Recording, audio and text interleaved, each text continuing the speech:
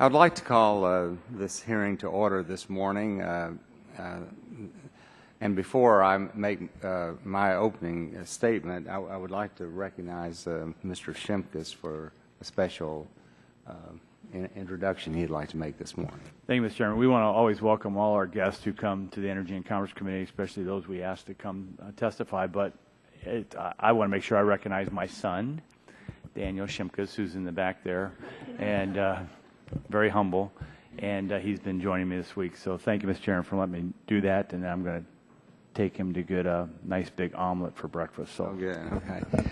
Well, thank you, and we appreciate him being with us this morning, as well as everyone else in the audience, because this will be an exciting morning with Ms. McCarthy here, and we appreciate her being here as well. This is the 22nd day of our hearing on the American Energy Initiative, and today we're going to discuss EPA's greenhouse gas regulatory agenda. On June 19th, we heard testimony from a variety of job-creating sectors of the economy, and all of them expressed significant concerns about current and upcoming greenhouse gas regulations. As I said, we're pleased to be joined today by EPA Assistant Administrator for Air and Radiation, Gina McCarthy. We welcome her back and look forward to learning more about EPA's perspectives on these regulations and their impacts on the economy and jobs. I would like to just make a couple of comments about the D.C. Circuit Court decision on EPA's greenhouse gas regulations that was handed down earlier this week. And I want to focus in on the tailoring rule, and I would like to make clear that the Court declined to pass a judgment on the tailoring rule simply because it concluded that none of the petitioners had the standing to challenge it. So as permitting thresholds under the tailoring rule are ratcheted down in the coming years, it's going to affect hundreds of thousands of farms and small businesses. We had a witness representing the American Farm Bureau Federation just a couple of days ago who testified that farmers and ranchers receive a double economic jolt from the regulation of greenhouse gases from stationary sources. First, any cost incurred by the utilities, refiners, manufacturers, and other large emitters to comply with greenhouse gas regulatory requirements will be passed on to the consumers, and certainly that is them, because they buy a lot of products. And secondly, farmers and ranchers will face the distinct possibilities themselves of direct regulatory costs resulting from regulation of greenhouse gases by EPA once the EPA starts reducing the limits set out in the tailoring rule. When asked about the ultimate consequences of EPA's greenhouse gas agenda, Mr. Schaefer predicted that many small farmers may actually end up going out of business. And the American Bakers Association spoke about absurd implications of lowered thresholds under the tailoring rule and asked the question, would our baker tell a retail grocer to wait on filling a hot dog order while he applied for a permit modification?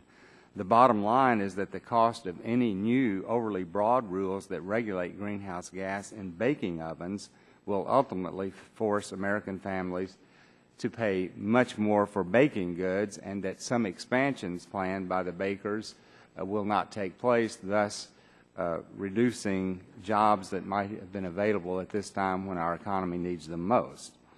I'm also deeply troubled by EPA's continued views on coal and the role of greenhouse gas regulations relating to coal. Ms. McCarthy's written testimony today claims that the greenhouse gas new source performance standards provides a pathway forward for coal. But at the June 19th hearing, we heard from an electric cooperative who testified quite clearly that this is simply an illusion. Stephen Weinberg, the chairman of the Future Gen Industrial Alliance, stated that in effect EPA's rule will eliminate any new coal for years to come, because EPA is requiring new coal fuel power plants to meet a natural gas equivalent CO2 standard before carbon capture and sequestration technology is commercially available. And I might add that Alpha Coal and Arch Coal recently announced mine shutdowns and layoffs in Kentucky. The impact on jobs is no longer a matter of conjecture. It is a reality for a growing number of miners and others whose employment depends on coal. Although EPA officials constantly refer to health benefits of their multitude of rules, they do not even consider the health impact on the families of the coal miners and others who lose their jobs. Of course, that's not surprising, since when he was a candidate for president, Mr. Obama, in a speech in San Francisco, said that his policies would end up bankrupting the coal industry. And coal is not the only energy source under siege. A small business refiner testified that greenhouse gas regulations would result in reduced domestic refining capacity, loss of high-paying manufacturing jobs, and higher fuel costs for the consumers. So we have a lot of concerns, even though this greenhouse gas regulation is not final, and I see my time has already expired, so at this time I'd like to recognize the gentleman from Illinois, Mr. Rush, for his opening statement. I want to thank you, Mr. Chairman, and I applaud you for holding this hearing today, especially in the wake of such stinging and stunning court defeats, undermining the argument that you and the others, the majority side, the other side, has been making against the policies of the Obama administration. Mr. Chairman, in this case, I am, of course, referring to the D.C. Circuit Court of Appeals ruling on Tuesday, which in a unanimous decision, the judges strongly and thoroughly affirmed EPA's authority to regulate greenhouse gas emissions. Mr. Chairman, I would be remiss if I did not also applaud and commend Assistant Administrator for Air and Radiation, Ms. Gina McCarthy, for the expertise, for the professionalism, and for the dedication that she has always displayed each time she has come before this committee to defend her agency. Although she is too much of a professional to admit it, I'm sure she must take a great amount of personal and professional satisfaction in knowing that the courts have, once again, validated the work that she and her agency have been doing on behalf of the American people. Mr. Chairman, in a resounding and unequivocal victory for the EPA and its regulatory authority, the Federal Appeals Court decision rebuffed industry arguments against 4 important Obama EPA rules. The court upheld EPA's endangerment finding, which established that greenhouse gases contribute to climate change and harm human health. The tailoring rule, which narrows permitting requirements to only the heaviest emitting industries, exempting smaller facilities. The tailpipe rule, which allows EPA to create carbon standards for light-duty vehicles, in addition to the National Highway Traffic Safety Administration's fuel efficiency standards, and the timing rule, which requires that greenhouse gas emission standards from stationary sources take effect at the same time as the motor rule. Mr. Chairman, in their arguments, the judges ruled that the endangerment findings and the tailpipe rules were neither, and I quote, arbitrary nor, I quote, capricious, while also declaring that EPA's interpretation of the Clean Air Act was, and again, I quote, unambiguously correct, end quote. And to the chagrin and contrary decisions of the waves of witnesses that have come before this subcommittee, The court also found that industry petitioners had no standing to challenge the timing and tailoring rules because these rules would, in fact, benefit rather than harm them. Mr. Chairman, Tuesday's decision, simply confirms the Supreme Court's 2007 Massachusetts versus the EPA ruling that the agency does have the right, and indeed does have the obligation, to regulate carbon, since greenhouse gas emissions meet the definition of a pollutant under the Clean Air Act. Despite the talking points that we've heard time upon time, countless times, from industry representatives appearing before this subcommittee, hopefully, prayerfully, Tuesday's Federal Appeals Court ruling to uphold EPA's basis for regulating greenhouse gas emissions has deprived the majority party and their industry allies of many of their most often repeated arguments against EPA climate regulation. Mr. Chairman, I hope that Tuesday's decision will spur the majority party to work with our side to find constructive ways to strengthen the provisions of the Clean Air Act and to find collaborative ways to address legitimate concerns where they may exist. Mr. Chairman, with that, I yield back the balance of my time. Thank you, Mr. Rush. At this time, I'd like to recognize the gentleman from California, Mr. Waxman, for 5 minutes. Thank you, Mr. Chairman. I'm sorry to hear the statement about people losing their jobs in the coal industry. I know that is very difficult for those people and their families. But I would respectfully submit that if they're losing their jobs, it's not because of regulation. It's primarily because they're not able to compete in the marketplace where natural gas is cheaper. But today's hearing continues the 18-month Republican attack on the Clean Air Act, EPA regulations, and the science that informs our understanding of the effects of air pollution. The House Republicans have made this the most anti-environment House in history.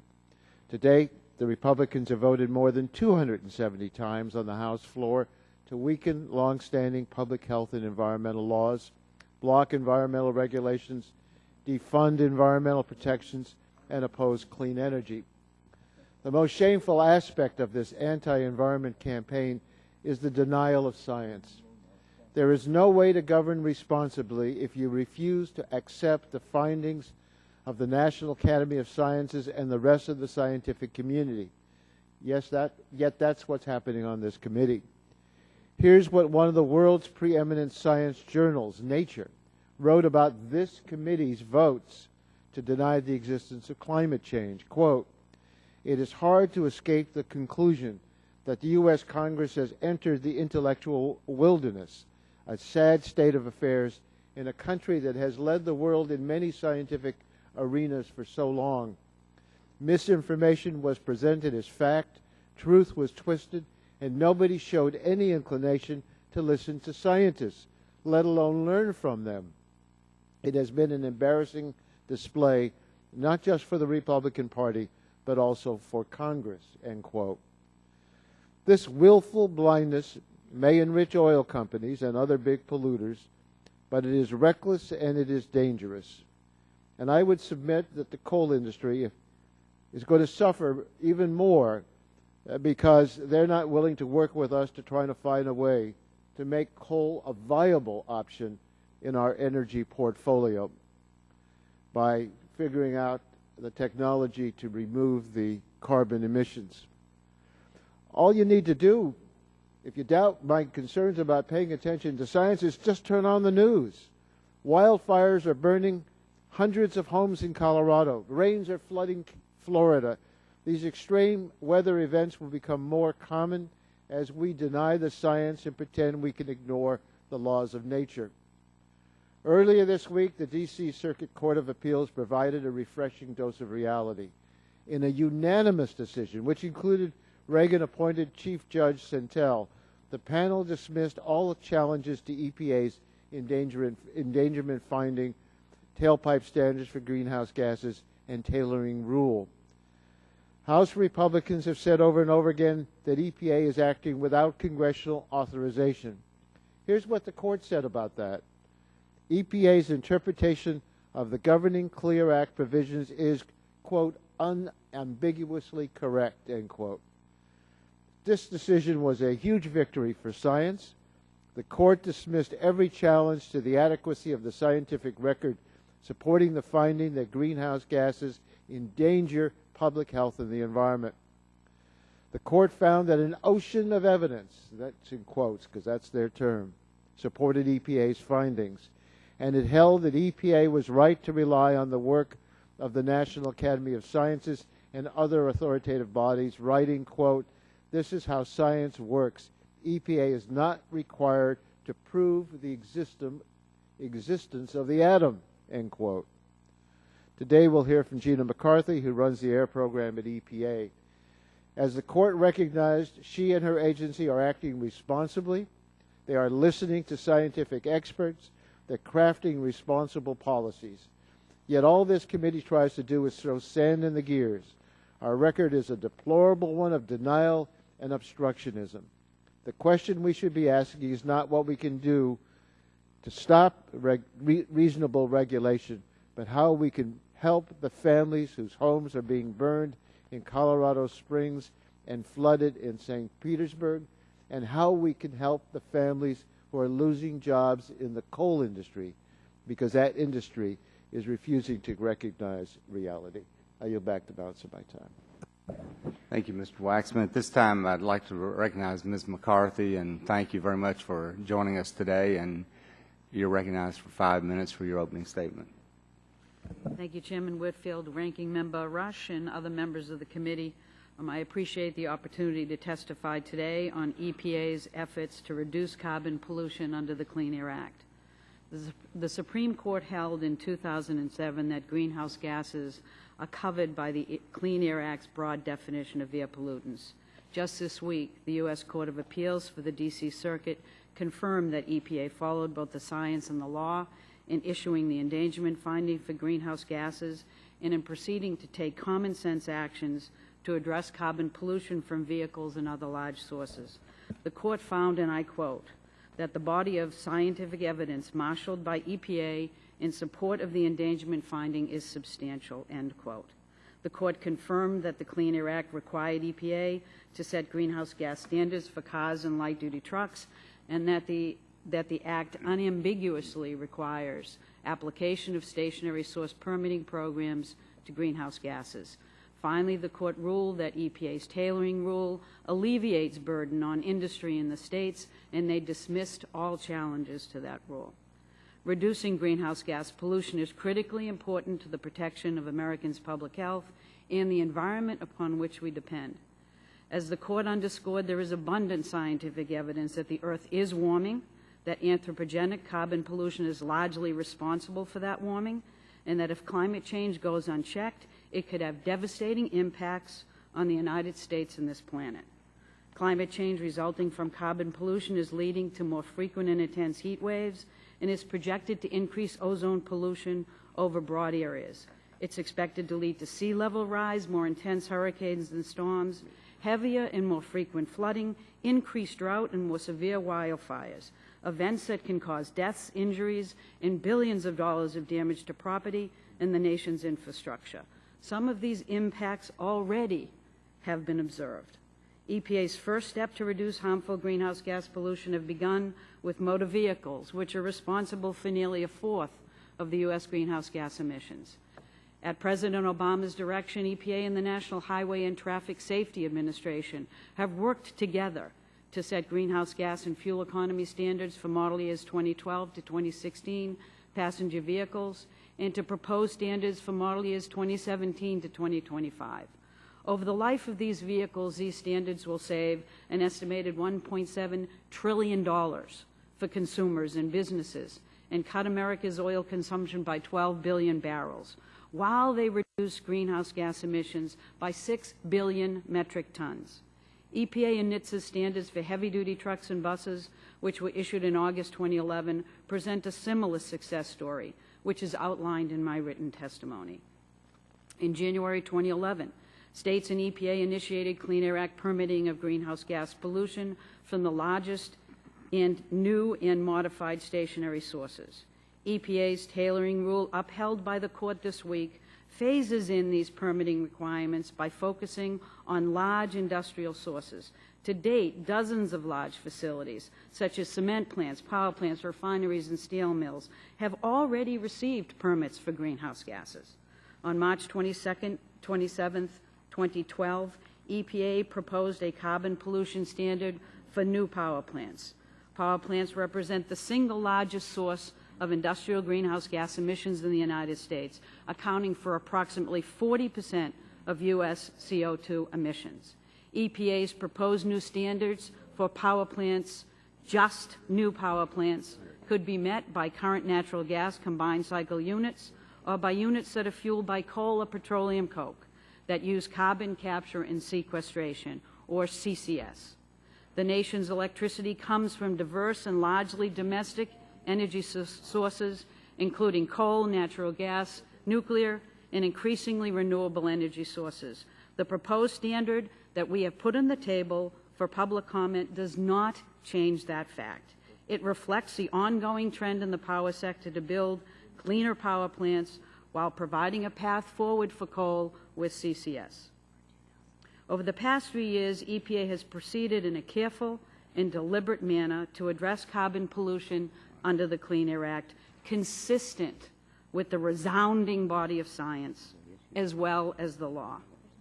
Our experience during more than 40 years of Clean Air Act implementation is that pollution reduction and a healthy economy go hand in hand.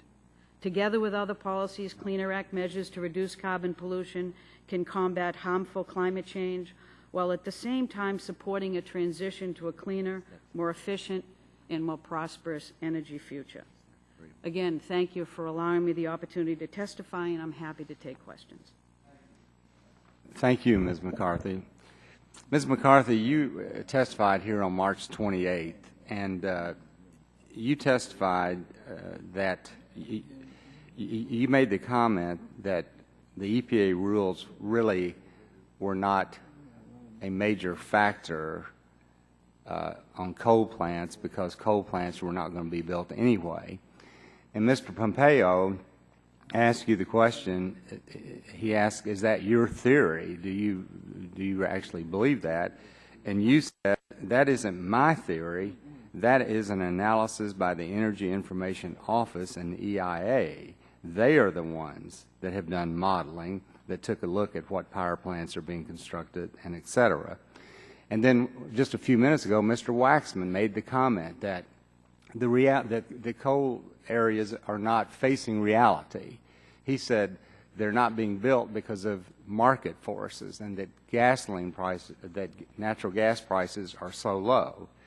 And we recognize that natural gas prices are very low.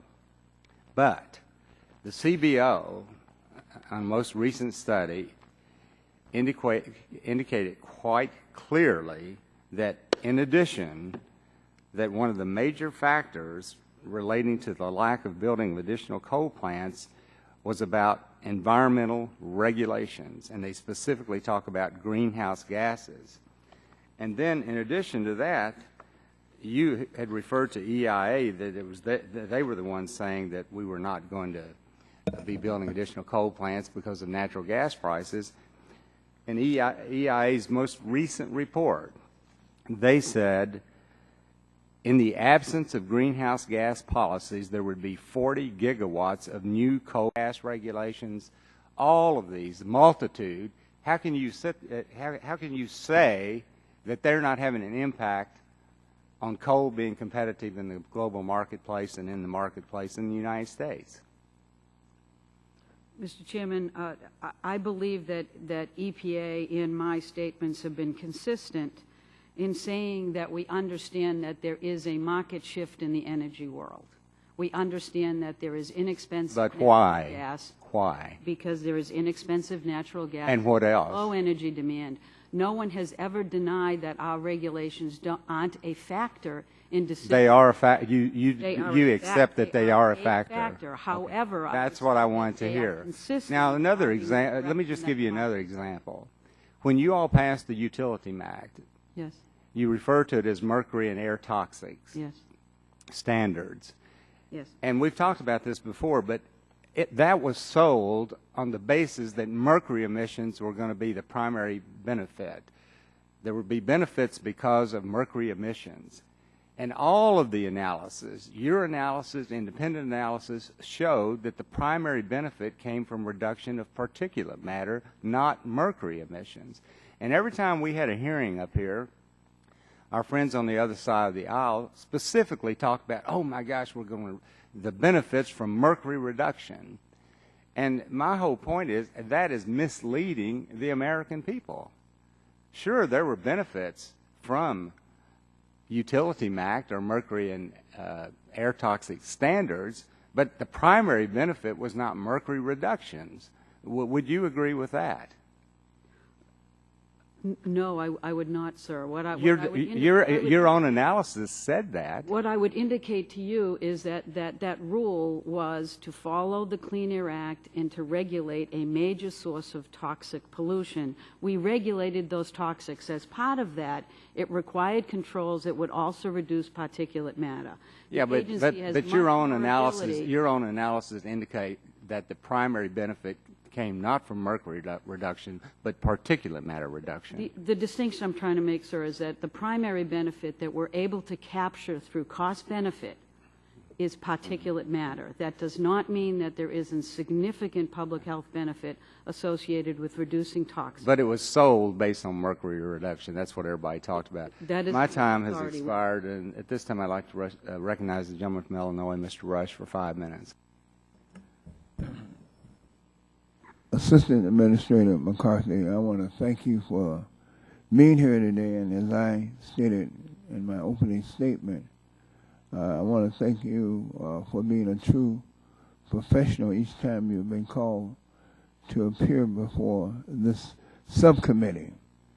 And despite the bullying and the criticism that you personally experienced and the vicious attacks against the agency that you represent, you have maintained your composure, your professionalism, and have continued to faithfully execute the duties of your office. And I commend you and all of your colleagues over at the EPA for continuing to stand up for millions of Americans who might not have the money nor the political influence that industry have, but who still expect for their rights and their interests to be protected.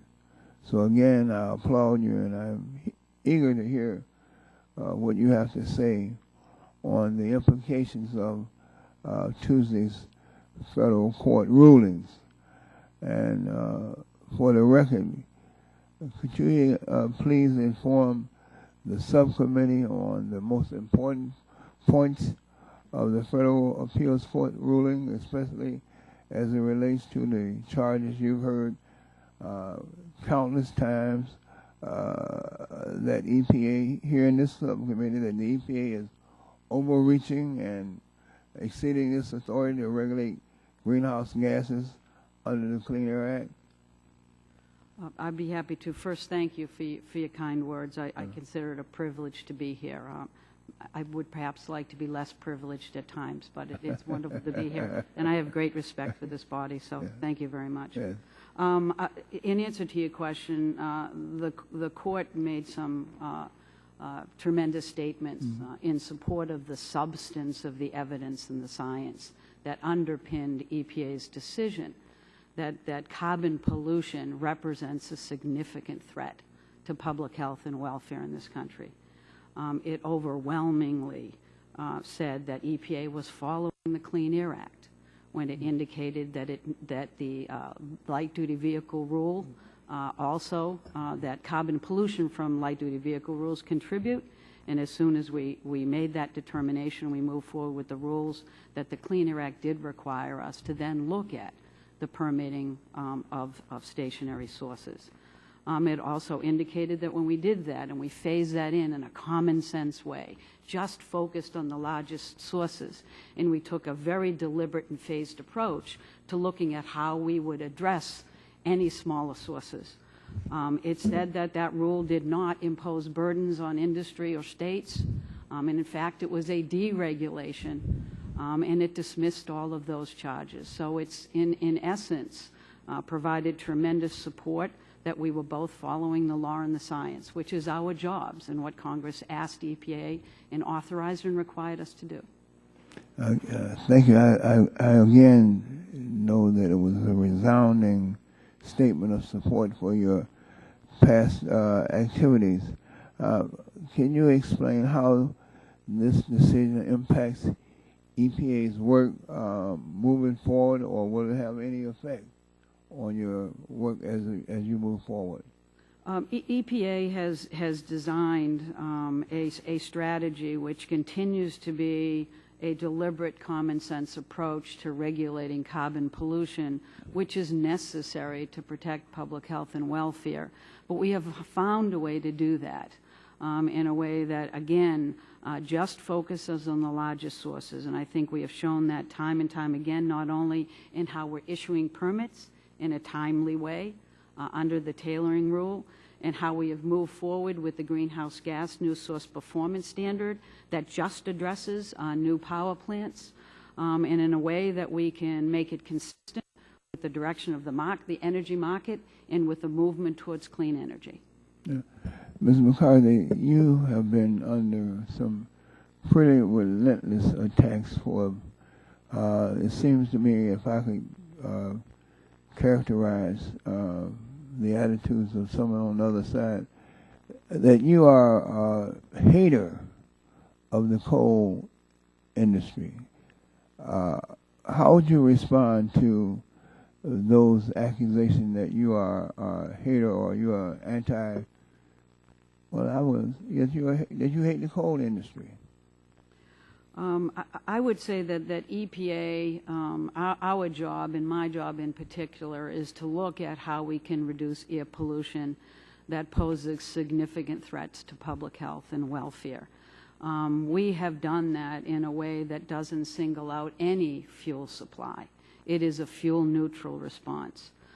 If you look at how we have developed the carbon pollution standards for new power plants, we recognized that that a standard could be established that would accommodate the vast majority of new power plants that are being constructed today and wouldn't pose a significant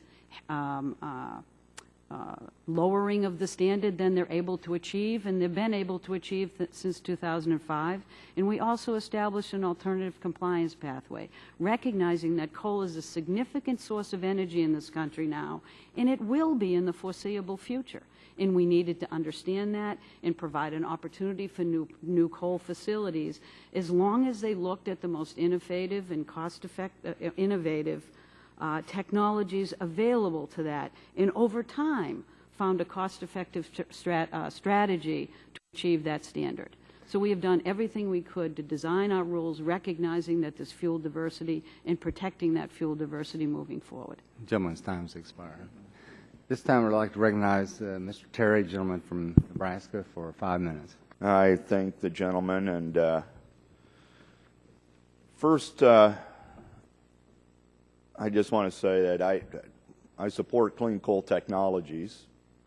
I'm a little frustrated that we haven't had the pilot rollouts and more permits issued for clean coal. We had a hearing one time about how China's able to do it, and even the minority's own witness agreed that in China they don't have the regulatory burdens and pathways to get a clean coal facility built.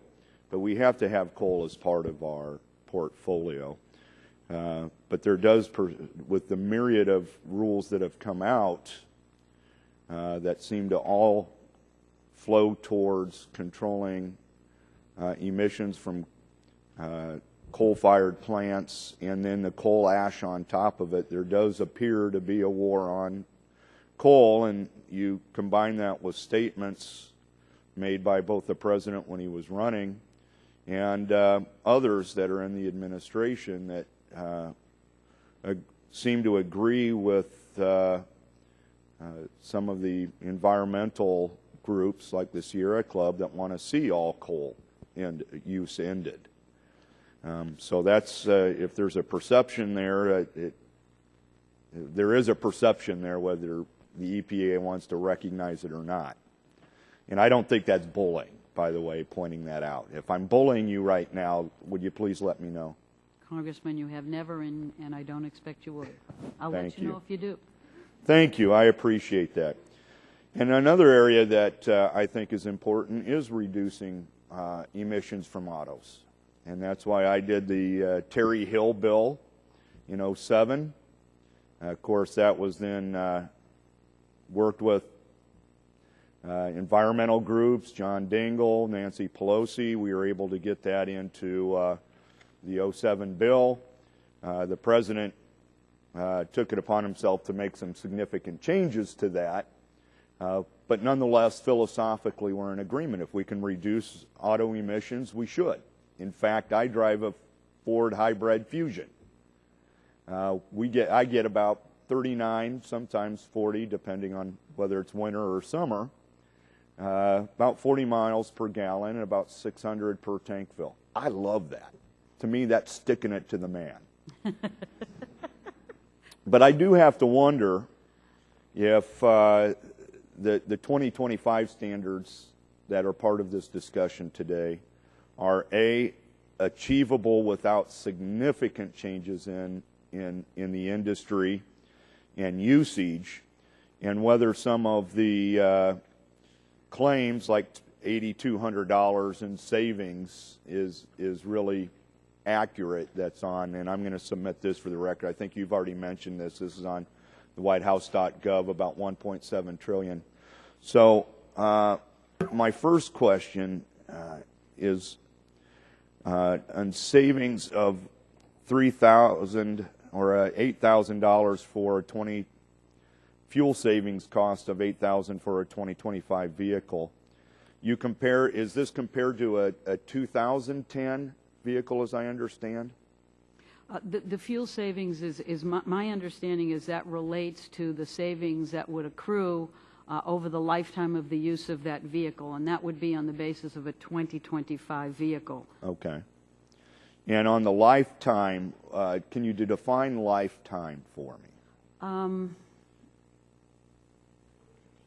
It's about, I'm trying. All right. To well, maybe this will, I'll lead you years. then and see if you agree. To realize the $8,000 in fuel savings, a new car owner in 2025 has to drive 211,000 miles, and a truck owner has to drive 249,000 miles to achieve the $8,000 in savings.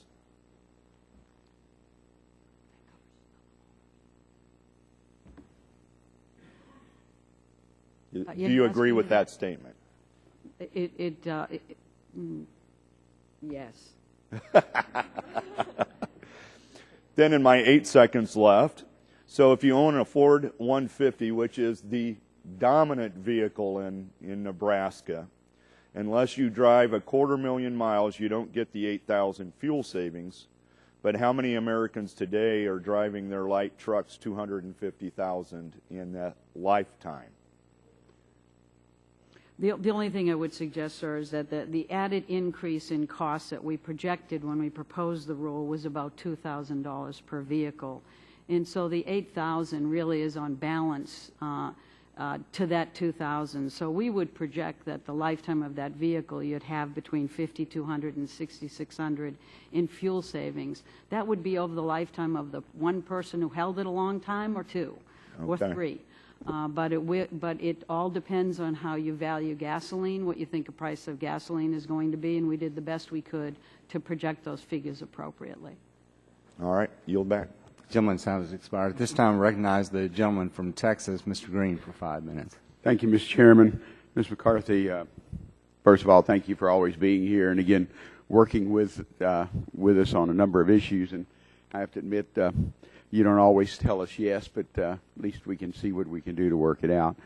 With the D.C. District Court unanimously affirming the EPA's right to regulate carbon in the absence of Congress passing carbon control legislation, we must turn to ensuring that EPA GHG regulations do not put our energy-intensive industries in economic jeopardy.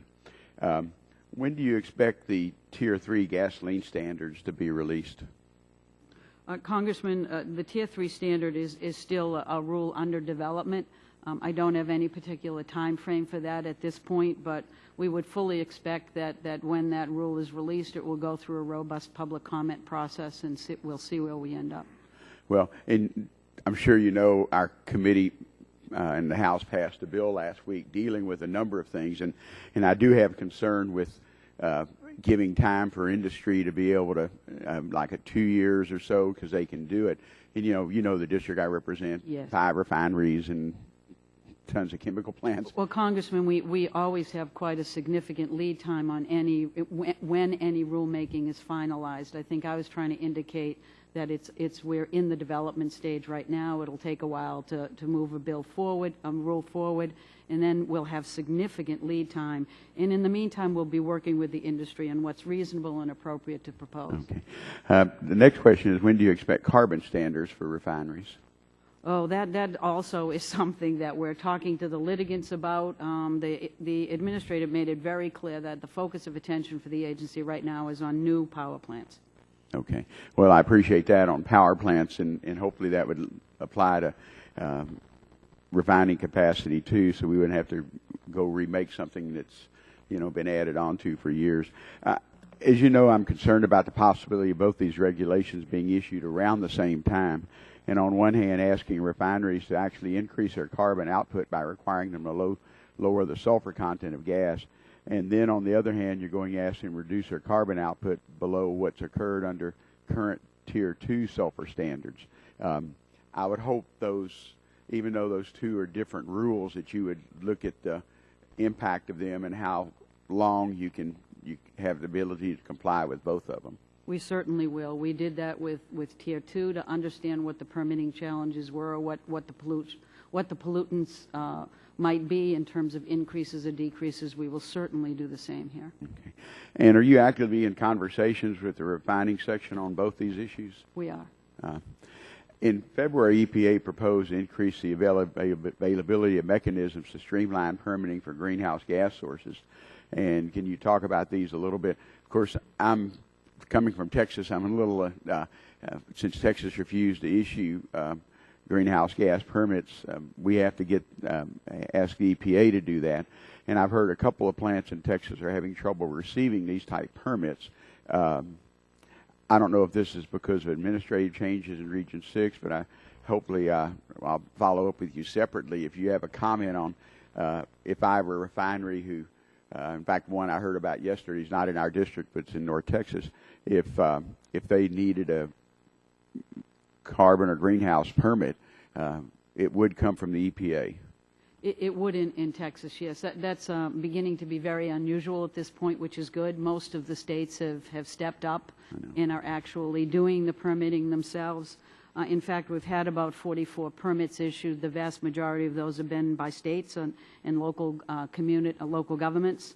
And we're working with Texas. I think it's been on the permitting side, it's been a pretty significant success story. Okay. We have been issuing those permits in the timeline under the Clean Air Act, which is 12 months after application. In Texas, we've had some difficulty in getting the information we need to process those permits. Okay. We're continuing to work with the regulated community to try to get that information so that we can get those permits out. Have there actually been GHG or permits issued in Texas by EPA? I'm not sure of that. I will get if you'd get back with me. Yes. Okay. Mr. Chairman, I'll yield back my 18 seconds. Thank you. Thank you. At this time, I recognize the gentleman from Texas, Dr. Burgess, for 5 minutes. And I thank the chairman for the recognition. I appreciate Ms. McCarthy being here with us again. We've had several mornings like this. Let me just ask, I mean, there have been other mornings when you've come before our committee, and we're grateful for those episodes. I've submitted several questions in writing for the record and am still awaiting responses to those questions from other hearings that we have, and I'm going to be submitting some additional questions for the record today. I just wonder if I might expect to get an answer to those questions that I'll be submitting today, as I haven't received answers from any of the other questions that have been submitted. Congressman, I'm happy to work with your staff and see if we have missed an opportunity to respond in a timely way. I'll take care of that, and any questions you ask, we'll be sure to respond as quickly as we can. Well, just to refresh your memory, one of the questions was on the disposal of over-the-counter asthma medications that contain CFCs, and what was the EPA's, what was their recommendation to manufacturers for the disposal of those asthma medications, since we apparently can't grant a waiver to allow those to be utilized by patients. Is the disposal of the asthma medication that it's going to have to be destroyed, is the disposal going to be handled in a way that will prevent the CFCs from entering the environment, since apparently one of the thrusts of the EPA has been their concern that asthmatics in this country are widening the hole in the ozone with every puff of a medication.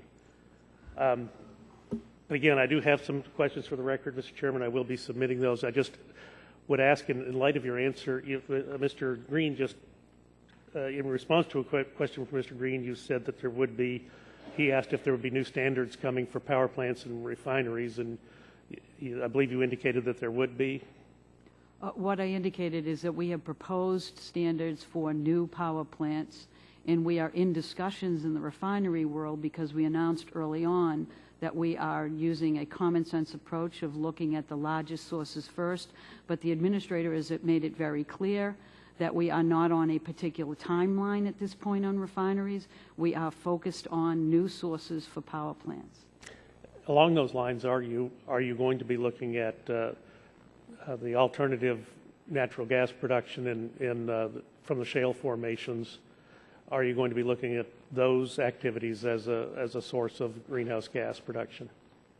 At this point, the agency issued a regulation that looks at driving down volatile organic compounds from oil and gas, in particular from those wells that use hydraulic fracturing, which is the vast majority of new wells.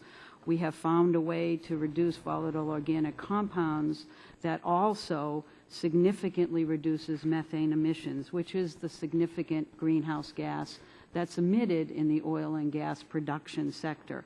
So at this point, the agency has no plans to do anything further on oil and gas, but as always, we can be petitioned to take a look at these issues, and there are many sectors where we have received petitions, but we're very clear. We are looking at new sources for power plants. We are in discussions on refineries, but we're quite a ways away. And any other sector, we will be working with the litigants in the courts to make sure that we can continue to address the largest sources first. Well, you may understand that some of us are concerned about the fact that things tend to get larger than the original intention. And we're at a place where our economy is, depending upon who you read, is either continuing to struggle to try to recover or is in a very weak recovery mode. My concern in my part of the world is that if this is not done carefully, it certainly could have a very negative impact on the economy, certainly in North Texas. We want these products to be developed safely. We want public safety to always be at the forefront, but at the same time, historically, some of the activities have seemed to be an overreach, and as a consequence, the economic disruption could be significant. What I'm hearing you say today is right now there is no plan to do that until you change your mind. Is that correct? Well, I would say that we've sent some very clear signals on how we're being as deliberate as the law allows. We also have proposed a step 3 in the tailoring rule, which maintains the same level that we've had before. And the next step there is to take a look at what streamlining opportunities are available to us before we need to consider additional step down. So we are doing everything we can to actually reduce necessary carbon pollution, reduce that as much as possible, but do it in a way that's very deliberate and makes common sense and takes advantage of the cost efficiencies that various strategies to reduce carbon can actually accrue. Mr. Chairman, I'm going to submit the questions for the record and ask that they be included in the usual and customary timeline for response. Absolutely. At this time, I'd like to recognize the gentlelady from Florida, Ms. Castor, for 5 minutes. Well, thank you, Mr. Chairman. Thank you for calling this hearing. It gives us an opportunity, I believe, to discuss some good news when it comes to greenhouse gases and saving consumers money. And that has to do with the progress that we're making when it comes to more fuel-efficient vehicles and money back into the pockets of consumers at a very critical time. The good news is this doesn't really happen by accident, and I give President Obama and the EPA a lot of credit for pushing all of us and industry, everyone involved, to make greater progress. And a lot of my colleagues here have been at the forefront of that, and my hat's off to them too, because now we're seeing real results. We're going to reduce the amount of carbon going into the atmosphere and greenhouse gases, but save consumers money. And now you can see that consumers are embracing these more fuel-efficient vehicles because they're working better, they have greater pickup, the styles are much more interesting for folks, and they like to save money. They don't want to stop at the gas station, and it's really been a great success story. And I noticed that last week my Republican colleagues held a hearing to receive testimony from various industry sectors about EPA's current and pending future greenhouse gas regulations. Noticeably absent from that hearing was any discussion of the successes that we're having when it comes to fuel efficiency and the EPA's initiatives to reduce greenhouse gas emissions from motor vehicles. You know, in the past, industry has been outspoken. They weren't sure that we could improve cars, that consumers in America would embrace more fuel-efficient vehicles, even while we watched other countries around the world advance beyond American industry. Well, that's not the case anymore. This has been a great success for American families and businesses, and Ms. McCarthy, the administration, and your shop deserves great credit for that. In April 2010, the administration finalized fuel efficiency and greenhouse gas standards for the model years 2012 to 2016. These standards will save consumers, on average, more than $3,000 in fuel costs over the life of a new vehicle. $3,000. This is the net savings after accounting for any increased vehicle cost. And I heard what my colleague, Mr. Terry, was saying. Gosh, these cars, right now, sometimes they're a little more expensive. If you go out, yeah, it's, I know this from family experience. Sometimes they're going to cost a little more. But if you do the math, you're going to save. And it's not that you're not going to achieve savings right away, because you're going to bypass that gas station, and that's money right into your pocket. In fact, I have some notes here. EPA and DOT estimate that the standard yields net savings of roughly $130 to $180 per year for consumers with a 5-year automobile loan. That's real money. And this is because the savings on fuel consumption costs substantially outweigh slightly higher loan payments for the vehicles. EPA projects that on average, consumers will save that $3,000 net over the life of the vehicle. So, Ms. McCarthy, would you talk a little bit more about the money back into the pockets of consumers, and then how the tailpipe standards help shield consumers from price spikes that we've seen recently at the gasoline pump? Well, I think one of the most exciting things for us in terms of the light-duty vehicle rule is the broad support that rule actually enjoys. That's everybody from the car companies themselves who signed on and even asked us to do more, which is why we're looking at 2017 to 2025. First time we've had a national clean car program where we have totally aligned with every state in the country.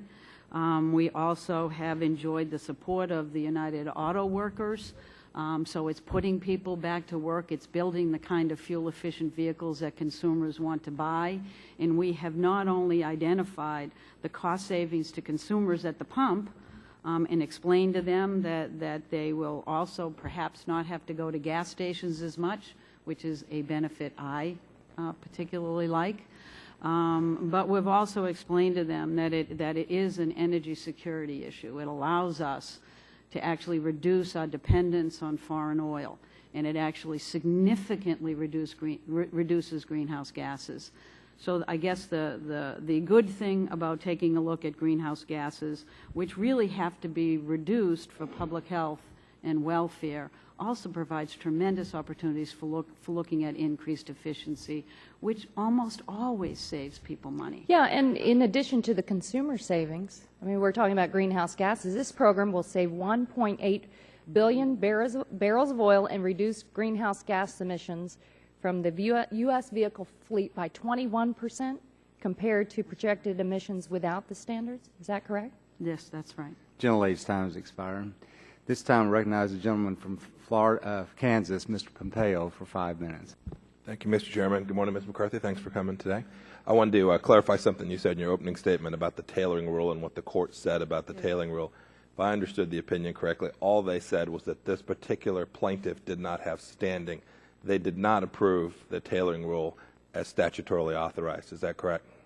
They did not speak to the substance of the rule. Right. So they simply said you found the wrong plaintiff to walk in the door. We have made no statement about the appropriateness or the legality of the tailoring rule under the Clean Air Act. Is that correct? Their decision was that the litigants did not have standing in the case, and they dismissed the claim. Great. Thanks. I'm sure that's exactly what you said in your opening statement, so I wanted to clarify it. Thank you. In February, you testified in front of the subcommittee when I asked you if you'd received guarantees from companies supplying pollution control technology under the Utility MACT rule. You said you had not, and you would look into it. I asked you again in May a very similar question. You said you were reviewing reconsideration petitions that were related to this, specifically one by the Institute of Clean Air Companies, which had asked for partial reconsideration of the Utility MACT rule. Are you still looking at this? You're still reviewing this set of issues? Yes, we are. Fast forward to today, where we're talking about the greenhouse gas new source performance standards. You have testimony that says that new coal-based units can use carbon capture CCS technology to comply with GHG emissions. You suggest EPA as being reasonable because you're offering a 30-year averaging. The text of the proposed rule talks about this 30-year proposed averaging. I want to come back to that. But the rule makes it abundantly clear that CCS is nowhere near ready for mass-scale deployment. And yet your own rule states that the technology would be jump-started by the rule itself. Do you have any commitment from any supplier that they can produce a coal-fired power plant that would comply with these rules?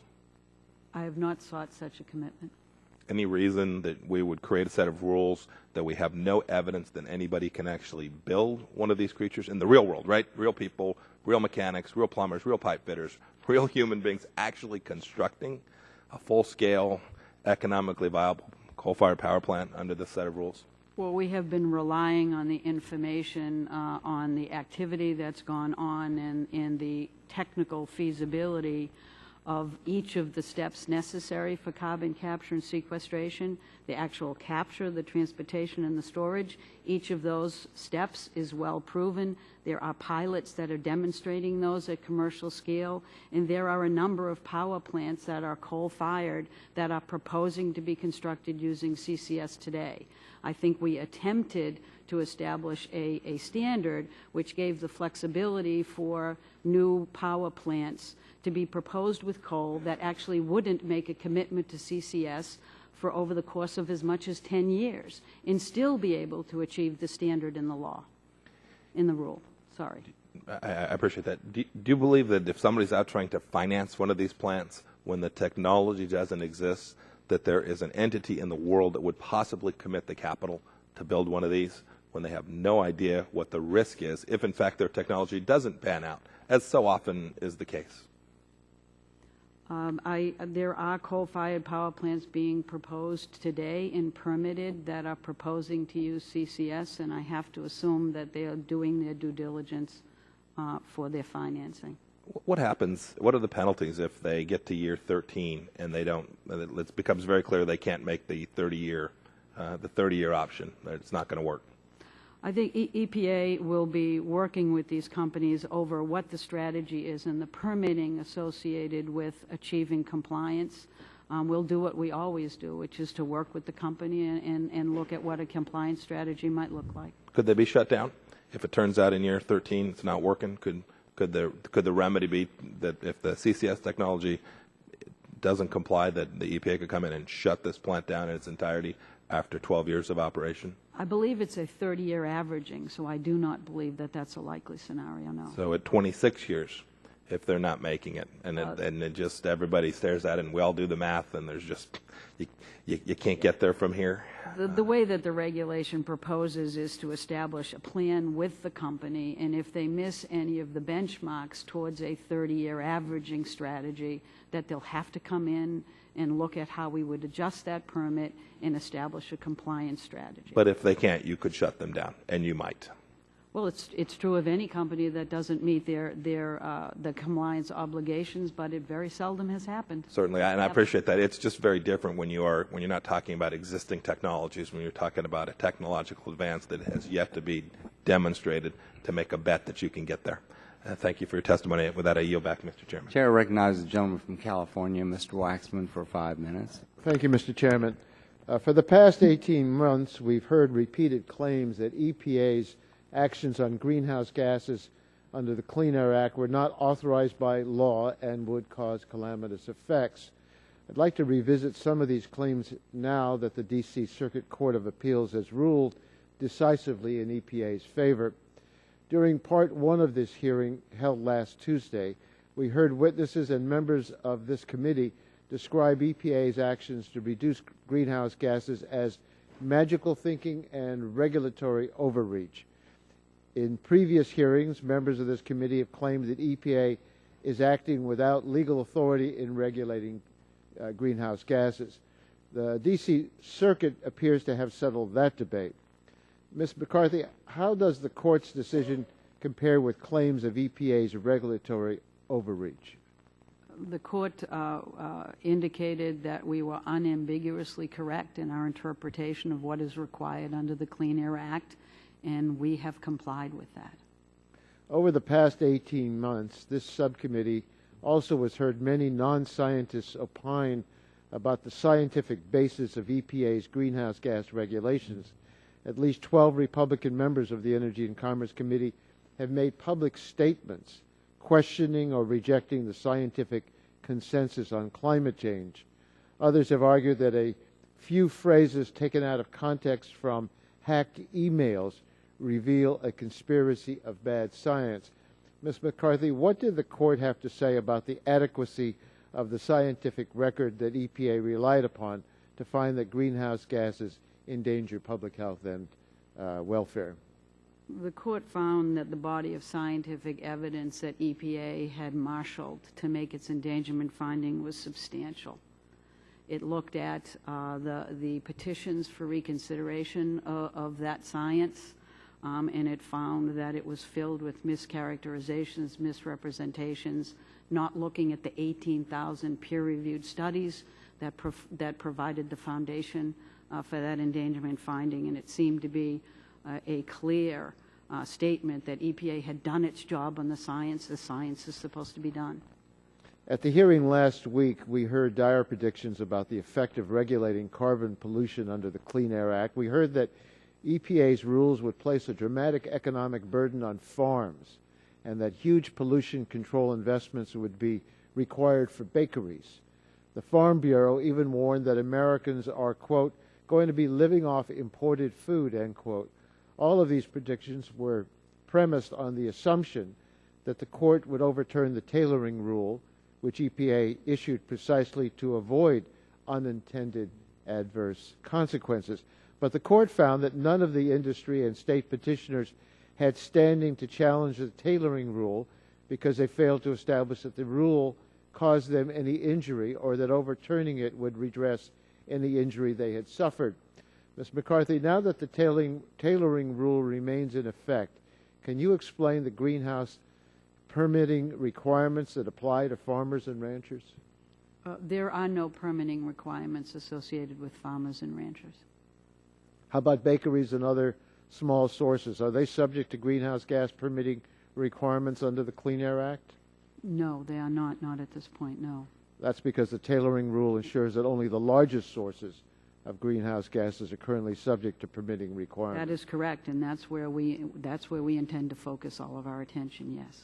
Others have expressed concerns that EPA plans to change the tailoring rule thresholds to require permitting for much smaller sources. Ms. McCarthy, could you speak to these concerns? Yes, the administrator has indicated that in no circumstances is she going to be looking at lowering the tailoring rule to small sources. We also have an obligation to do a 5-year review, at which time we're going to propose streamlining opportunities. And we have a full work group looking at those opportunities at this point.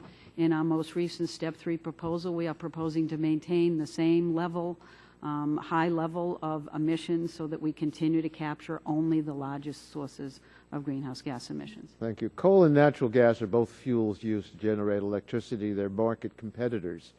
What my Republican colleagues appear to want is for EPA to treat coal differently than other fuels, particularly natural gas. They want EPA to give coal a pass for the pollution it generates when burned.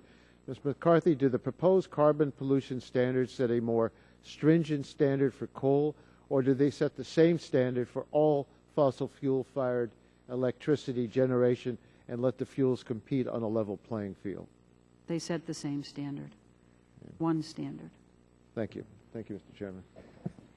Chair recognizes at this time the gentleman from West Virginia, Mr. McKinley, for 5 minutes. Thank you, Mr. Chairman. There are a series of questions I'd like to address, primarily brought about by some of the comments made by the opposition, but also by your comments about that you don't think there's been any change. It's been market-driven of why companies are using gas rather than coal. And I want to remind you back, we had a hearing last year when gas prices were $7 or $8 an MCF. But Purdue University say they were switching from coal to gas because of the EPA regulation threatening to make the byproduct a hazardous material. So it had nothing to do with the price of coal or gas. It was the threat of the EPA causing a stigma attached to that product. But I want to go, so I know that it's not all founded. And I do appreciate your patience because you've been here how many times and we've had some interesting, but I want to follow back up on what Dr. Burgess asked you. I've asked you too for some letters. I don't know whether it's I don't want to say it's a conspiracy, but I don't understand why you're not answering our letters or answering questions that you say you're going to get back to us about. I asked you last year, explain to me in all this discussion of greenhouse gases and global warming, I want you to tell me why the the physicist Milankovitch and his Milankovitch cycle has been, in your mind, discredited. I'd further like to understand why Hal Lewis and his resignation from the American Physical Society, where he says in his comment, if I can just call that up, he said, it is the greatest, the global warming scam is the greatest and most successful pseudo-scientific fraud I've seen in my long life as a physicist. This is not a politician saying this is a scientist. This is someone that is the emeritus professor at University of California, Santa Barbara. And he and 200 other people have signed off on this issue. And I've asked for you all to tell me, as an engineer myself, explain to me why that's not valid to be part of this discussion. and we still don't hear back. Can you get back to us again? A third, fourth time we've asked for that. Will you do that, please?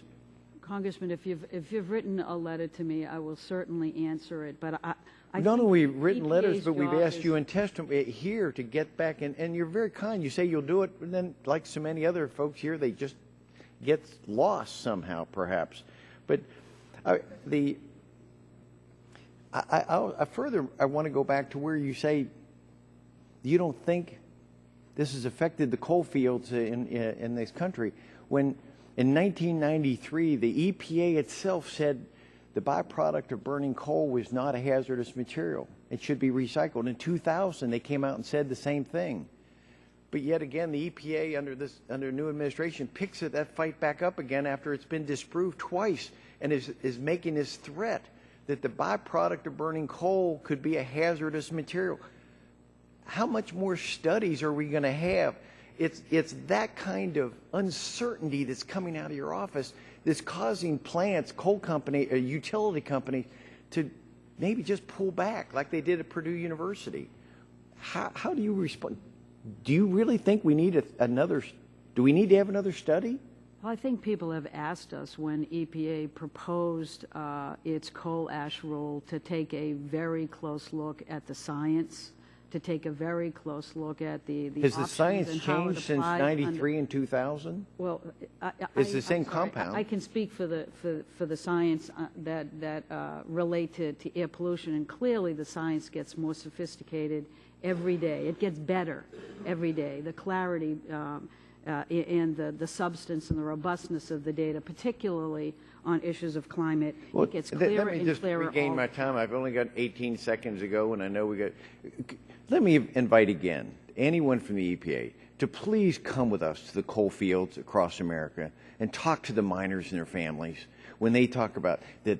When it is suggested that it's the price of gas that's costing them their jobs, when 700 people at Arch Coal get let go, we've got to be more sensitive to the middle class people across this country, and particularly those that have mined coal that have made America what it is. So let me extend that invitation again to you. I did it to Lisa Jackson last year. She ignored that. Let me ask you again. Please come and talk to these people and explain to them how there's a future for their industry. Thank you do that? Gentleman's time has expired. At this time, let me just say we have a couple of votes on the House floor. We've got about 9 minutes remaining, so I'm hoping to get at least 2 more members to ask questions. At this time, I'd like to recognize the gentleman from Massachusetts, Mr. Markey, for 5 minutes. Thank you, Mr. Chairman, very much.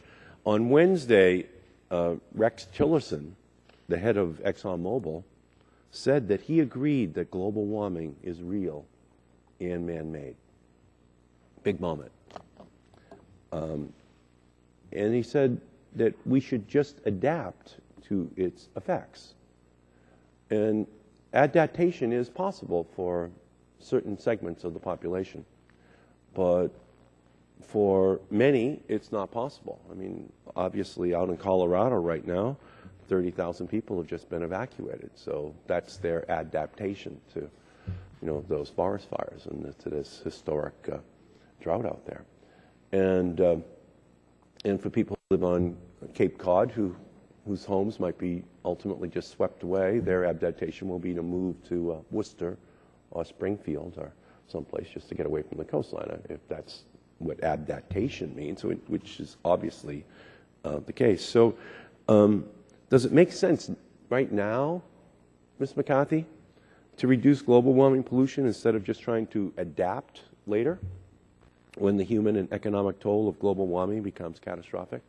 Let's just say, for example, that the Waxman-Markey bill, which passed just 3 years ago on Tuesday, it's its 3rd anniversary of passing the House of Representatives, if it had passed the Senate as well, would we be well on our way now to reducing the totality of greenhouse gases in our society and putting the planet on a pathway towards an 80% reduction in greenhouse gases?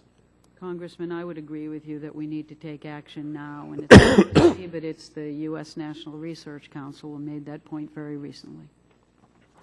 Now, earlier this week, the D.C. Circuit Court of Appeals issued a complete and total repudiation of several lawsuits that sought to overturn EPA's regulation of global warming pollution under the Clean Air Act. The court said that EPA's finding that global warming is dangerous was neither arbitrary nor capricious, and that EPA's reading of the Clean Air Act was unambiguously correct.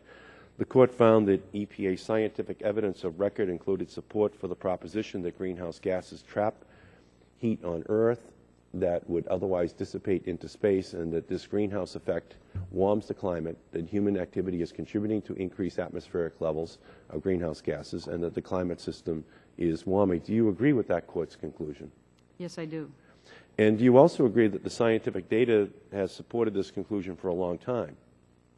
Yes, I do. I think it's much stronger now than it has been, but yes. Now, it is worth remembering that it was in 2003 that EPA was first sued for failing to use its Clean Air Act authority to curb global warming pollution. That lawsuit culminated in the very famous Massachusetts versus EPA decision, which directed the Bush administration to cease its unlawful refusal to even ask the question of whether global warming pollution was dangerous. This set in motion the Bush administration, EPA's scientific finding that yes, global warming is dangerous. That was the Bush administration. Found that yes, it was dangerous, and the Bush White House refusal to accept this EPA determination, and the Obama administration's subsequent affirmation of this science followed. It is also worth reminding everyone here that with the help of your strong leadership under 4 governors, Ms. McCarthy, Massachusetts has been at the forefront of combating the effects of global warming pollution. During Governor Romney's tenure, his administration implemented a long-term vision for cutting the state's global warming pollution by funding renewable energy and playing a key role in efforts to develop a regional northeastern cap-and-trade system. And I congratulated Governor Romney for creating that cap-and-trade system, and I just want to do so again. I think he was a visionary in that way, in the same way he was with the health care plan that was the model for the national plan that the Supreme Court upheld yesterday. And Governor Romney, on both cap-and-trade and on health care, was and continues to be a real model for the rest of the country to follow. And we just hope that, you know, the Republicans continue to have him as their leader and follow his inspirational leadership in those 2 areas. Indeed, in July 2003 letter from Governor Romney to Governor Pataki on the topic, he said, quote, "Climate change is beginning to have an effect on our natural resources," and he described the need to take steps to reduce the, quote, "power plant pollution that is harming our climate." So the science underpinning global warming is nothing new, even if Governor Romney seems to have forgotten what he believed and what he did 9 years ago. The widespread acceptance of this science is nothing new. EPA's authority to act is nothing new. The recognition that the effects of global warming are happening with increasing intensity is nothing new. Regrettably, this subcommittee continues to have hearings that deny that which everyone knows in the scientific community, with a very small number of exceptions, to be true. And I thank the gentleman. Thank you, Mr. Markey. We'll inform Mr. Romney that you'll probably be voting for him. And this time I'd like to recognize the gentleman from Oregon, Mr. Walden, for 5 minutes. Thank you very much, Mr. Chairman. Mr. McCarthy, it's good to have you back before the subcommittee. We always appreciate your candor and your being here. I hear from people about the agency that they submit things and you all don't keep track of it. We heard from my colleague, Mr. McKinley, about letters that allegedly, apparently, gone unanswered. Does EPA even bother to track or characterize like notices of intent to sue the agency? Yes, we do. You do? Mm-hmm. So when they come in, what happens? Like when they come in, like they're going to sue your part of the agency, what happens? Do you characterize those? Do you look at them? Do you track them? How do you manage that? In a way that a business would manage that. We have an office that manages that at General Counsel. We track those. We provide information to all the relevant individuals, and we meet our obligations under the law. So you compile them, you format them, they don't go off into some wasteland and you don't know what to do with them. No, they do not. Because when Administrator Jackson testified before our committee on February 28th regarding the budget, She said the EPA would post on its website petitions for rulemaking and notices of intent to sue. And then recently, EPA wrote to the committee, including myself, and said that you don't have the adequate resources to make that information publicly available. And further said EPA doesn't currently have a centralized process to collect, categorize, and sort all the petitions for rulemaking that the agency receives. And they say the same thing when it comes to intent to sue. Now, you've just told me you do keep track of that. It's in the council's office. So which is it? You asked me about notices of intent to sue. Right. I receive those notices when they come in and they are tracked. I don't get notices of all petitions that might come in relative to rulemaking. But you do on aware of intents my to own. sue. Okay, good. Because what the response back to us from the administrator's office. Sorry, I've been reminded that the ones I get actually relate to my own business, the EAR program. I do not track everything going through the agency. No, but I understand that. Does he want to testify? Just curious. Oh, I'm sorry. Yeah, I'm sorry. I've been reminded that when I say notices of intent, I'm thinking of those that actually lead to a suit, not just every notice of intent that the agency was given. So I'm sorry if I've given you incorrect information, Congressman. I'll do better. Well, good, because that's the heart of the matter. It seemed like a pretty simple request to say, could you put those notices of intent up for the public to see? Apparently, we get a whole lot that never reaches my level, and a whole lot that never comes to fruition. How about the ones and we'll certainly, I'll certainly make sure that I don't misspeak in the future. No. Well, let's go to the heart of the matter here. What about the ones that go to your level? Since they're categorized, they're compiled, you know what they are. Can you put those up so the public knows? We'll certainly go back. I'll talk to the Office of General Counsel. Those are given to me as advisories. I don't know whether they are, again, complete in terms of what the agency receives. Look, here's the real issue that I think the American public, a lot of my constituents are frustrated about. All too often, you get what's called a friendly lawsuit or a friendly intent to sue. Now, I've never thought any lawsuit was very friendly, but you get an intent to sue, and then an agency is able then to settle that lawsuit sort of out of any transparent environment. People don't even know that somebody filed an intent to sue, and all we're thinking is it'd be better to have some transparency and accountability in your operation. And I'm getting really confused signals between what you said and your counsel behind you said and what the administrator said, and I don't think any of the answers are adequate for what I want, what many members on this committee seek, and what should be simple. If somebody says they are going to sue your agency to compel a rulemaking or something of that nature, I just don't understand if it gets to you why you can't make that public. If the EPA's Office of General Counsel doesn't track that information, at least what you track, can you put up on the website? Well, I guess the one thing we can agree on is that I don't think of any lawsuit as friendly either. So you don't agree with me on the transparency need or the accountability need? We work very hard at transparency. I do Wouldn't not it be know, simple I to do not believe that I can make a commitment one way or another. If the administrator has raised this issue, I'm sure we're looking at it as closely as we can. No, they came back to us in a letter and said you can't do it. It's too complicated, too burdensome. You don't have the resources. You don't compile. You don't characterize. It's just impossible to do. That's really not an adequate response from my perspective, because I think this is important information. It often leads to a resolution that is out of the view of the public till it's done.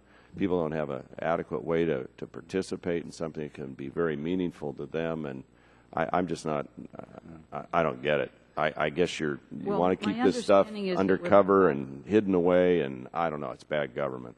My understanding is that we've provided extensive information to the committee, and we're certainly indicated when we have been sued over. I've got the response right here from Administrator Jackson where they say you don't have the ability to do this. And Gentleman's time has expired, and we have time has expired on the first vote, so we're going to try to get over there and get that, and then we have a second vote. So as soon as this is over, which it is, we'll vote on the second. We'll be right back, so we should be back within 15 minutes. And if you wouldn't mind waiting, then, course Mr. not. McCarthy, we'd appreciate it. And so we'll recess for a period of 15 minutes, and we'll be right back.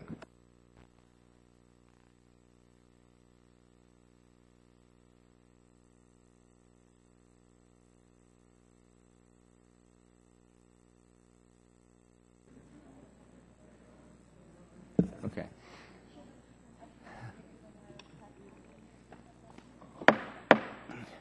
We'll reconvene the hearing and apologize once again for the slight delay.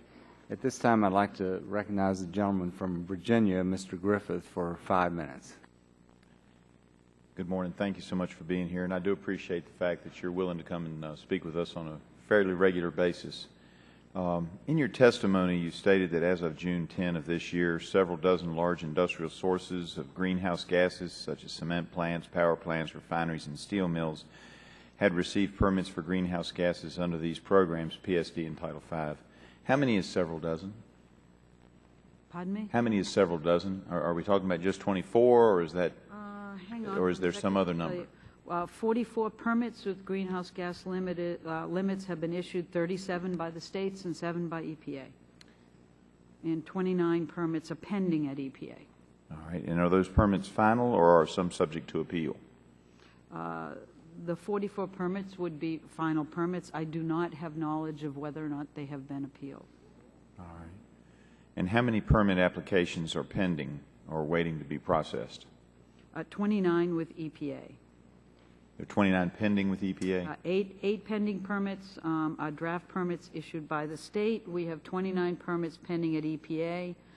24 of them are greenhouse gas only. That's where the states do the rest of the permitting. And 5 of them are for the full suite of pollutants that need to be permitted through our PSD program. And how long does it take to process an application? The requirements in the law ask us to complete the permit within 12 months of a completed permit application. So that is the goal here, and for the most part, we have achieved that goal. So you're saying it's 12 months, because my understanding is at a field hearing in response to a question for the record following your testimony last year in Texas, the committee asked how long would it take to process a PSD permit, and my understanding was that at that time you indicated it would be made in a few weeks for most projects. And so you're telling me now it's taking somewhere close to a year? The requirement under the Clean Air Act is for EPA to expeditiously process them. They recognize a 12-month window between a completed application and issuing the permit. For greenhouse gases, we have in some ways beaten that and done it more quickly. Other times, it takes a while for a completed application, and then we have completed it within that 12-month period. Yes, ma'am. You know, one of my concerns, I'm switching gears on you. One of my concerns when I hear the testimony, and it's not new with you, or it's not exclusive to party either, is that sometimes people from more affluent areas don't understand what's going on in a district like mine, which compared to the rest of the country is not that affluent. $36,000 is, I believe, the latest census data on the household income. And so when we have new regulations, you know, no matter how well-intentioned and how much they might save somebody money, when you add $1,000 more to the cost of a car by 2016 and a total of $3,000 more by 2025, you're basically saying that a lot of folks in my district won't ever be able to afford to buy a new car. In fact, the National Auto Dealers Association says upwards of 6 million people won't be able to afford a new car because of these costs. And you know, it's just sometimes when I hear folks talking about the cost of electricity, when your boss, Lisa Jackson, was in here and I asked her what happens when people can't afford to heat their homes, she indicated there's a program for that, but my people back home tell me that in the cold winter, the program runs out of money about mid-February and people are cold. And I'm just wondering why we don't have, or at least not have the appearance that the EPA is paying attention to some of these numbers, that unemployment does happen. In my district, we have 2 coal-fired power plants that are going to be shut down. One of them is going to be retrofitted and partially reopened with natural gas. And of course, I also hear from my folks who make electricity, and one of them no longer works in the industry. He says, we've been through this before where natural gas prices go down and everybody thinks that's going to be our savior. And inevitably, we always have to turn back to coal. And so you're looking at a lot of different health factors, people not being able to heat their homes properly. We heard a testimony in a different hearing yesterday that unemployment is a major factor in determining whether or not people are healthy. And yet it does not appear that when the EPA is studying these regulations that they look at, so what happens in the poorer regions where they can't afford the electricity or they can't afford a new car, or it's going to create large pockets of unemployment in the region. We've lost 1,100 jobs in coal in the region, not in my district, but in the region in just the last few weeks. And, you know, it just amazes me sometimes that there seems to be a disconnect with Washington and with more affluent areas of the country who don't understand that they truly are relegating the people that I represent to a lower lifestyle, a lower health quality standard. And, you know, I don't think it's intentional, but it sure is real. And I appreciate that, and I yield back my time. Gentleman's time has expired. At this time, I recognize the gentleman from Colorado, Mr. Gardner, for 5 minutes. Thank you, Mr. Chairman, and thank you, Administrator McCarthy, for being here today. And to follow up a little bit on the questions from my colleague from Virginia, you mentioned the word disproportionate risk in your statement. Is there a disproportionate burden on poor when it comes to the rising cost of energy? I would assume that, I'm sorry, I don't necessarily understand. Is there a disproportionate burden Clearly, on the poor? every dollar matters more to somebody who has less dollars than others. So it's a disproportionate share, a disproportionate burden on poor when energy prices rise. It's certainly a more significant challenge, I would assume. So a disproportionate From just burden. being a person. Right? I mean, you'd say yes to that? Disproportionate burden? In my personal opinion, yes. Okay, thank you. In your testimony, you stated that the EPA has proceeded to begin limiting carbon dioxide and other greenhouse gas pollution from the largest emitting categories of mobile and stationary sources. EPA said that absent the tailoring rule, 82,000 sources would need PSD permits annually, and over 6 million sources would need operating permits. Does the EPA believe it has the legal authority to regulate all these sources? The legal authority to regulate, yes. Okay, yes, the answer is yes. Will EPA be expanding the number of sources in future years? It will depend upon the assessment we make, and we'll do a report on that, and we'll see what we can do and what streamlining opportunities there are. So the answer could be yes? It might expand? I would not want to presume what we're going to do in the future. I know what we are doing now, and in the record that. But the answer is not no. It's not no, correct. Okay. There are more than 70 source categories and subcategories regulated under the NSPS program. Are the over 70 sources categories all potentially subject to greenhouse gas NSPS standards? Are they potentially? Yes. Yes. So they are all potentially, all 70 sources are potentially, okay. And then the other question I have for you is back in 2008, EPA published a notice that listed numerous source categories that could be subject to greenhouse gas regulation under the Clean Air Act in the Federal Register. Besides utilities and refineries, there was a very long list. Are there any of these sources that you would exempt from regulation? Utility boilers.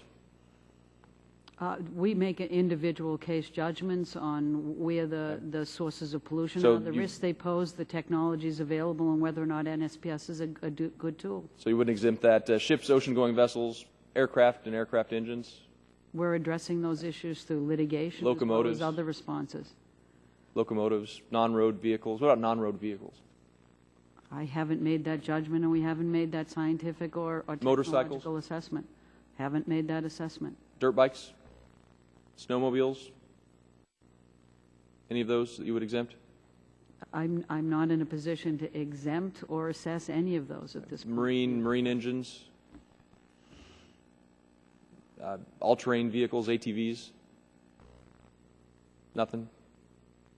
I'm not going to make an assessment of that, and I'm not going to indicate what EPA's judgment might be in the future. Okay, let me just read a few more of these. Do that. Let me read a few more of these. Passenger buses, air conditioning, cooling systems, highway and non-road fuels, farm tractors, forklifts, harbor crafts, lawn mowers, string lawn trimmers. Would you exempt string lawn trimmers? I'm not going to make any judgment about the future of EPA's action. Portable power generators, handheld lawn care equipment, leaf blowers, trimmers, construction equipment, cement kilns, iron and steel production facilities, lime industry, chemical manufacturing, commercial buildings. These are all part of a long list. And the tailoring rule ratchets down. And so when you talk about the fact that, this tailoring rule, we don't know what's going to happen, that's the uncertainty that exists with businesses. That's the uncertainty that exists in the economy. And so you're saying you're not going to regulate it now, but we don't know what you're doing in the future. You say you can't do it now, but the tailoring rule ratchets down. And so things like lawnmowers, things like string lawn trimmers, maybe not today, but maybe down the road. That's what you're saying, correct? I think we make judgments, and if you look at how EPA has applied the new source performance standards, it's on the basis of the amount of pollution, whether there are control strategies, whether or not the tool should be applied, and I think you're asking questions about sectors where those judgments haven't been made, but it's very clear the direction of this agency. We are going after the largest sources of greenhouse gas emissions, those that are heavily regulated sources, those where there's now uncertainty that carbon regulation and carbon interest has caused, and we're trying to address that uncertainty in a reasonable, common sense, phased approach. That's what we're doing. So are you going to stop there? Is that it? We have made a commitment in the tailoring rule at a 5-year window to take a look at whether or not the threshold should be lowered and the type of streamlining opportunities that would be available to the agency to address greenhouse gases. So, regular order, Mr. Chairman. Gentleman's time has expired. Sorry. This time, I recognize the gentleman from Texas, Mr. Olson, for 5 minutes. Thank you, Chairman, for the recognition. Welcome, Administrator McCarthy. Thanks for coming today and giving us your time and expertise. Most of my questions are going to focus on the Las Brisas Energy Center in Corpus Christi, Texas. This is a proposed 1,320 megawatt power generator, energy power generator that's doing it with petroleum coke, pet coke, which is a byproduct of the local refineries along the Gulf Coast and right there in the Corpus Christi area. This project is supposed to provide power for 850,000 homes. Construction will provide about 1,300 jobs, direct jobs, 2,600 indirect jobs, so about 4,000 jobs. And once it gets operating, it'll be about 100 direct jobs and 200 indirect jobs. So big economic impact in the Corpus Christi, Texas area, in Nueces County. It's important in Texas that we get this plant operating as soon as possible because ERCOT, our power regulator in our state, the grid manager, said that Texas will have a 2,500 megawatt shortfall by 2014. So just a little over 2 years, a 2,500 megawatt shortfall. That's 850,000 homes. We are at risk of brownouts and blackouts. So it's important that the Las Brisas Energy Center gets up online as soon as possible. The permit process has been going on for 3 years, and they got the final PSD, the Prevention of Significant Deterioration permit from the Texas Council on Environmental Quality just this past year. But these new greenhouse gas permitting, the new greenhouse gas permits, this rules have been issued after the TCQ got the permit, the PSD permit approved, may make them go through the whole permitting process again. Last year, 7 members of Congress, myself, wrote Administrator Jackson, and she asked Region 6 Administrator, former Region 6 Administrator Al Armendariz, to respond. He wasn't a credible regulator. He had been retained before he became the Region 6 Administrator to testify against Las Brisas Energy Center, and we're still waiting for an objective answer. So I have one request. Will you commit to giving me, persevering, and expediting the Las Brisas PSD permit? I will commit that the agency in each of its regions has been committed to expediting these. I do know that permit application is under review by the region. I also know that we're waiting for information from Las Brisas at this point in order to complete that permit. Can you give me that list of the information you have? Because I met with them yesterday, and they will get you anything you need like that. So please give me that information ASAP. I'll get that information to you. They want this. We need to get this thing up and running as quickly as possible. My state is in a power shortage, a potential very dangerous crisis because we are the fastest growing state in the union. We've got this heat wave that the nation's being affected right now, but it's a very serious problem. We need to address this right now, and this power plant can do, again, 2,500 megawatts is with the shortfall we have, 1,320. This power plant in and of itself will provide. And one more question about Lost Breeze, a little clarification. It's about the new source performance standards for CO2. You know, in March, a couple months ago, EPA proposed new CO2 standards targeting fossil fuel power plants. Under the new standards, power plants would be subject to a maximum CO2 emissions rate of 1,000 pounds per megawatt hour, a rate that a new coal-fired power plant cannot meet without installing carbon capture technology, which doesn't even exist. This only applies, my question is, this only applies to new sources. So it would exempt power plants that have already begun the permitting process. Is that correct? It would, as long as we have proposed a transitional category for those that have permits and can begin construction within a year. Would Las Brisas be included in this transitional Actually, status? they have petitioned us to take a look at that. I'm sure they've responded through comment, and we'll respond to that petition, and we'll take a look at it. We did actually solicit comment on this issue to make sure that we had the right facilities included in that transitional category, and to take comment on that 12-month window. Okay. Again, please expedite that process because we need to get this power plant up and running as soon as possible. You know, Petco, because we got it all over the Gulf Coast there. If we don't use it to produce our power, guess what? We've got to send it overseas somewhere. We need that. That's American energy, American jobs. I yield back to my time. Thank you. Thank you. Gentlemen's time has almost expired, so thank you. Okay. Mr. Rush, do you have any additional questions or comments? Well, Mr. Chairman, I just want to thank again Ms. McCarthy for her outstanding testimony and for her the time that she has been here. She's waited for us, and so I just want to let her know how much we appreciate it. And Mr. Chairman, with that said, I do have a document I want to enter into the record. So I ask for unanimous consent that this report, Gearing Up Smart Standards Create Good Jobs, Building Cleaner Cars. Without objection, so thank you, Mr. Rush. I just want to make one additional comment to follow up on Corey Gardner's line of questioning. I think that the concern here is that under the major source definition under the Clean Air Act, any emission of 250 tons, in some cases 100 tons, in other cases, you all have the responsibility to regulate. And so you issued the tailoring rule because of the demand it would take if you went down to that level would overwhelm the agency. But yet, legally, you do have a legal responsibility to go down to 250 or 100, whatever the case may be. And I think that was the point that Mr. Gardner was getting to, is that theoretically, if someone did bring a lawsuit and said you're violating the statute and you should be down at 250 instead of 100,000 or 75,000, that would be a clear violation of the clear statement of the law in the Clean Air Act. So I think that's where these farm groups and others are concerned, even though you're not at that point yet. But I also want to thank you very much for coming to be with us today.